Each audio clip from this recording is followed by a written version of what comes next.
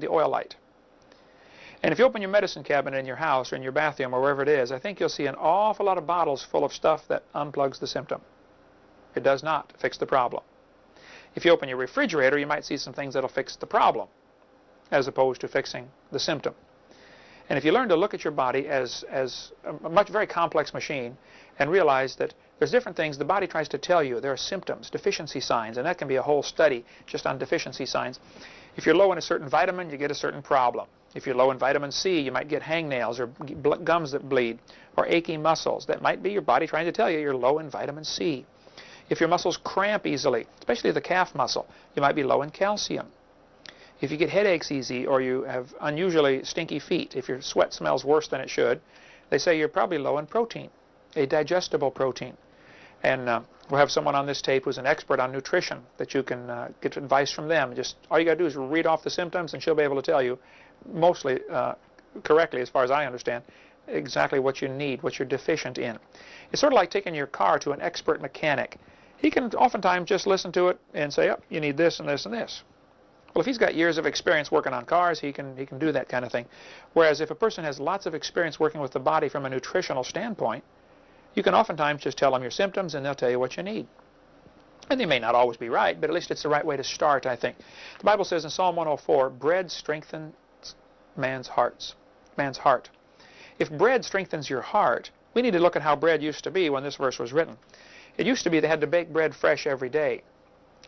About 150 years ago or so, they learned if they took out the vitamin E and the lecithin, the bread would last longer. And so they got more profits. Now the bread didn't go bad sitting on the shelf by taking out these vitamins. So they invented white flour, white bread. I tell the kids there's a simple formula. The whiter the bread, the quicker you're dead. If all you ever eat is white bread, you're not getting anything to strengthen your heart. You need to get vitamin E and lecithin. And there's all sorts of different types of vitamins and different companies. And I'm not selling any vitamins and don't want to sell any vitamins. But I think you'd be wise to learn some about it and to take some. There's a great book called Alive and Well about how a doctor in California uses just simply nutrition to treat all sorts of diseases. Many people have healed themselves of various diseases just by changing their diet. George Malcolmus used to be in Edson, Tennessee, now moved to North Carolina.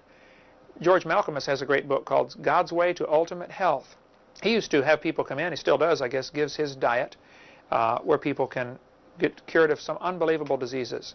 I saw a man a few months ago, I was preaching in Louisiana. The guy walked up to me and I said, man, I didn't recognize you. You've lost weight. He said, yep, I've lost 50 pounds and I feel better than I've ever felt in my life. I said, what are you doing? He said, I'm on George Malcolmus's diet. I said, you're kidding. He said, no, it's all I'm doing. I'm following his diet and I feel the best I've ever felt in my life. So I don't need to lose 50 pounds, maybe a couple, but I haven't tried the diet. But basically he gets rid of certain things out of the diet. You just don't eat certain things, period, because they're bad for you. And you might want to get that book. As far as treating cancer, many people have just changed their diet and healed their cancer, eliminated it totally. The cancer survival rate, as this chart shows, is pretty low for those who take traditional treatment. Those who have primary cancer have about 12% survival rate for surviving 5 years or more if they go with conventional therapy. If they go with nutritional therapy, there's an 80% survival rate. So I think we're treating this disease, cancer, from a totally wrong perspective here in this country. Here they are looking for a way to cut it out or burn it out or blast it out. Or, man, give the body what it needs to rebuild. Give it some nutrition. If your car is low on a product like oil or brake fluid or something else, there'll be a deficiency sign, and then there'll be a full-blown problem if you don't fix it. Your body will give you an early warning sign when you're low in a vitamin. If you don't fix it, it'll give you a disease. If you still don't fix it, you'll die. A lot of people died. 1 million sailors died of scurvy, and it could have been fixed by a vitamin. Now, when somebody says, I take vitamins, I right away ask them, what kind do you take? And they will typically give me the name of a company, you know, One A Day or Fred Flintstone or something like that. I say, no, I don't mean what brand, what kind. Because there are 3 different kinds of food supplements, or vitamins as they're called. There are synthetic vitamins, there are natural vitamins, and there are live vitamins. A good way to explain this is if you wanted to fill up your church for a meeting, you can go to the store and pick out all the mannequins, the dummies, out of the windows, dress them up, bring them to church, set them in the pew.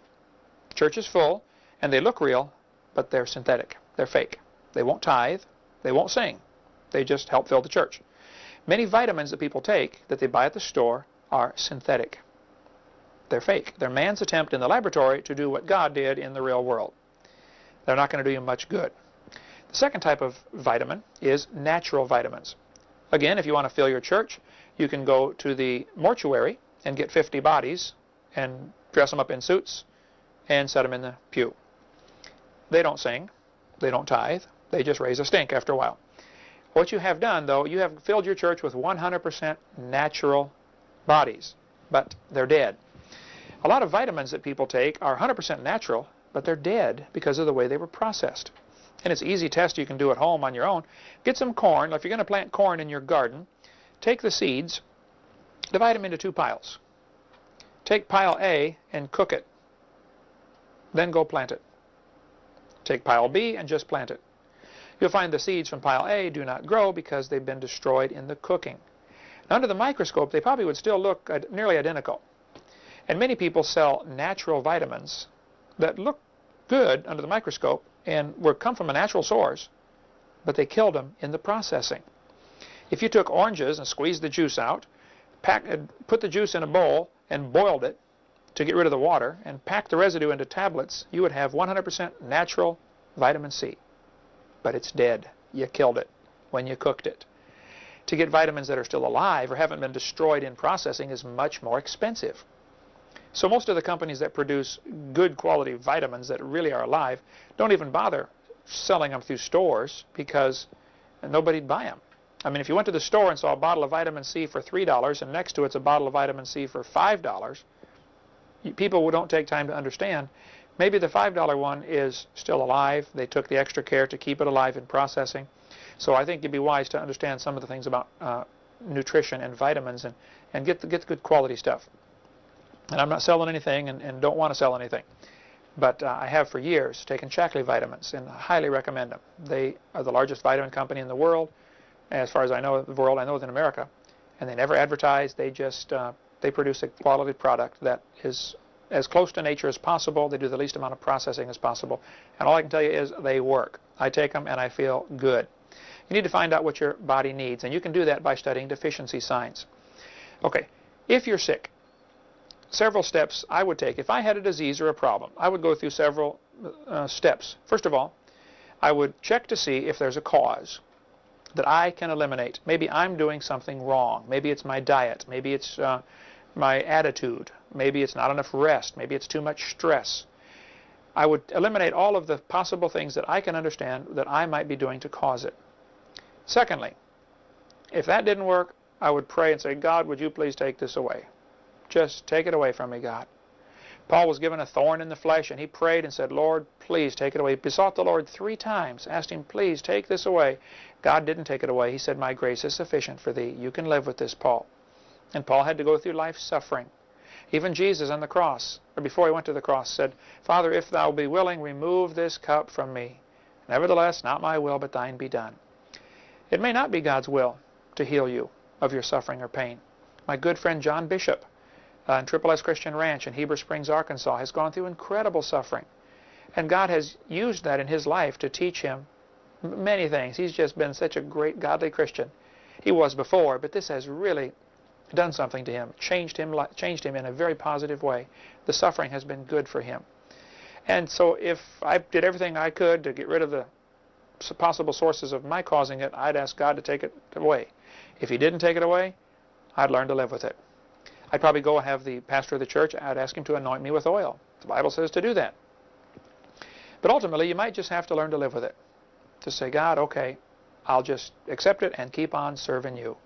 Job, after all the problems he went through, said, Lord, I don't understand all this, but even if you slay me, I'm still going to serve you. I'm going to serve you no matter what you do to me, God. And so if you're suffering in this world and you've eliminated all the causes and you're still suffering and you prayed and they anointed you with oil, well then live with it. Keep serving God. Don't get angry about it. Because what can happen is we often get confidence in the flesh. The Bible says don't have any confidence in the flesh. Philippians chapter 3. Paul said have no confidence in the flesh. Now, in 3 John, we were told, I want you to prosper. I want you to be in health. And I think you'd be wise to understand your body and try to do what you can to be healthy. as the population of this